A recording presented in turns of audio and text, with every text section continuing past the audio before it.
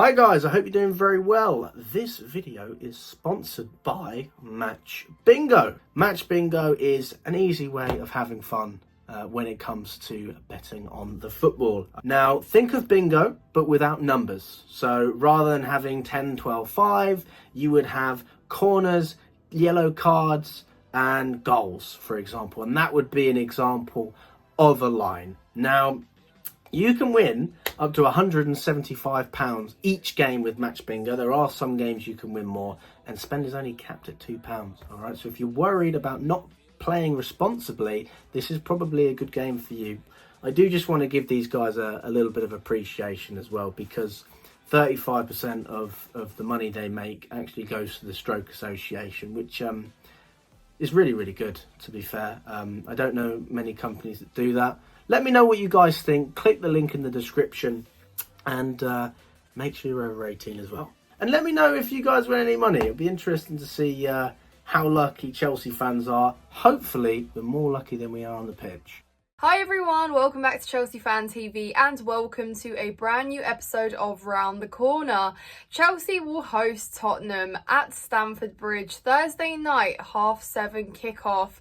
Another London derby, a chance to redeem ourselves from the previous one where we got embarrassed at the Emirates and hopefully pick up some points. The reverse fixture last year was nothing short of entertaining, shambolic and crazy. We beat Tottenham 4-1 at a time where we were heading to their stadium thinking we lose it, because that's, you know, when they were in good form, good shape. And we somehow, stole the win. 2 red cards there was, hat-trick for Nicholas Jackson. It was, crazy from start to finish, and we almost still made it difficult for ourselves somehow. But we won that one. It's a game that we can still say, proudly, shamelessly, we won it. How and why doesn't really matter now. But Stamford Bridge, we want to make it a hostile environment. We want to turn up for this one. We want to make it good. There's not that many games left now, guys, this season, and we need all the points we can get. You know, we still have a target in mind.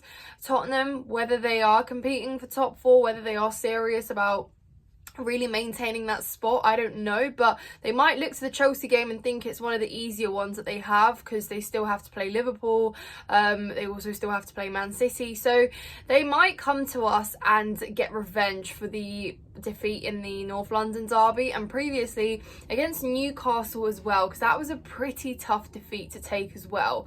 So they're going to be ready. I think they're going to be turned up for it, and Chelsea, we just will have to turn up. We are once again riddled with injuries, as we know. It's now a routine that Poch comes out every single time and tells us that there are new additions to the injury list.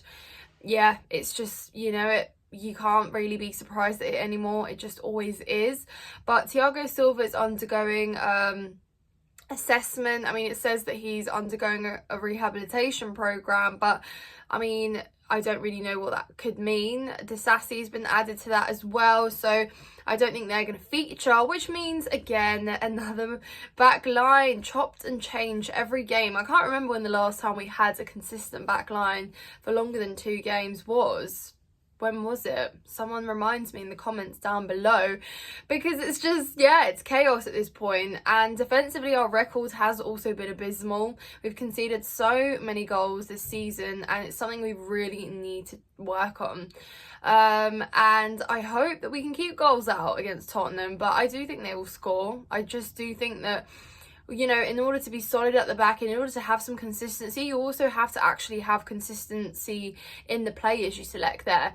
And it's just inevitable that you get punished when you do chop and change things so much, because players aren't used to playing alongside each other. And the chemistry is always disturbed and distorted. So I just never really... I'm filled with confidence these days that we keep clean sheets. Miraculously kept one against Everton and scored 6, but not every game is going to be like that. And we've seen it so many times. So how I think we will set up, I think there's not, again, much choice. Poch said that it will be an opportunity and a chance to play some of the younger players, perhaps the ones that, we've called back from loans or whatever, or just haven't really had much game time at Chelsea this season. and yeah, and they're going to have to play. They're going to play in the London derby, so that will be cool and fun for them.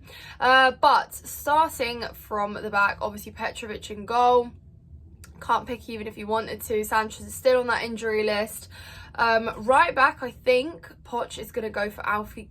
Oh, guys, I can't even. He either will put Alfie Gilchrist at right back or he will put him at centre back, but he has to do one of the two. And then that means that Trev goes as a right back just for a little bit extra support there to contain their wing, because yeah, I don't know. I fear for Alfie. You know, he did struggle a little bit against Arsenal, and it's not to say that, you know, he's a bad player or whatever. He's just super young, and it's a lot to ask of a player that hasn't played that much senior football and is still just sort of settling into this environment. So it's going to be a big ask, but it's just one that has to be made. So that, you know, I don't actually know where he will put him, but it will be Trev, it will be Alfie Gilchrist, of course, and he did get his goal against Everton, so that's always nice. You know, you do kind of root for him, and he's an exciting player. And then that being said, obviously Badiashile, another player who has been under a lot of scrutiny for sometimes the wrong reasons, because I think we saw this Badiashile when he first arrived at Chelsea in January last year. Or the year, when did he arrive? Guys, I've lost the plot. Last year, I can't remember what year it was. No, the year before. Yes, the year before. Wow, time flies. I can't believe it's nearly summer, guys. Anyways, besides the point. And he came in and he looked really good, you know, and he was playing alongside Thiago Silva, and they seemed to be really comfortable. But that hasn't obviously happened because Badiashile's been injured or he's been out, then he's not really played, and that partnership hasn't quite been there. When he was partnered up with Disasi at the start, he struggled a little bit as well. Maybe looked a little bit better alongside Thiago Silva, and that just, yeah, is a reflection on what Thiago Silva is like as a role model, and to have him there by your side. But yeah, he has divided opinion. I do think there's a lot to improve to his game, but again, if you want to prove it, there's no better games to do it. Marco Cucurella obviously occupies the left. Again, he is someone that we're still waiting to see unleash his full potential, and I don't necessarily believe that he's a bad player.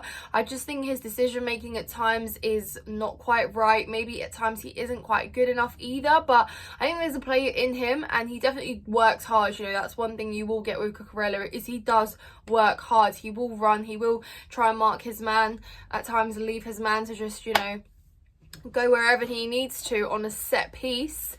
But on the most part, he does what he can. Maybe it's just a reflection on him not being perhaps the level that we've expected him to be. And again, it's been heightened by the price tag which we brought him in with.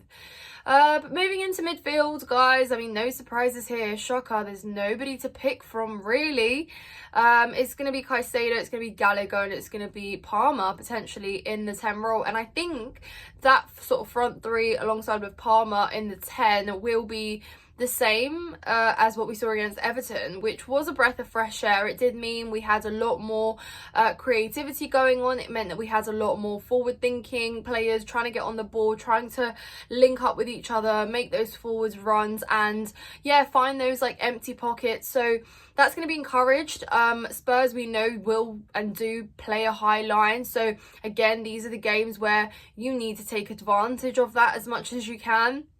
And that being said, I think Madueke, Mudryk and Jackson start, because again, Poch did say these are the games for the kids from now on. So that being said, guys, get us what our bench is going to look like. Yeah, we're going to have a lot of those youngsters there. Cassidy maybe gets some game time as well, but on the most part, you'll have, you know, your Washingtons and other players that have come through our academy and are going to be wanting to get some minutes. But we know that Poch has been quite reluctant to make these changes, because I think he doesn't trust his current starting 11s very much yet, because he's still trying to sort of work out who goes where and who can play what, and who's you know, what strengths and weaknesses each player has.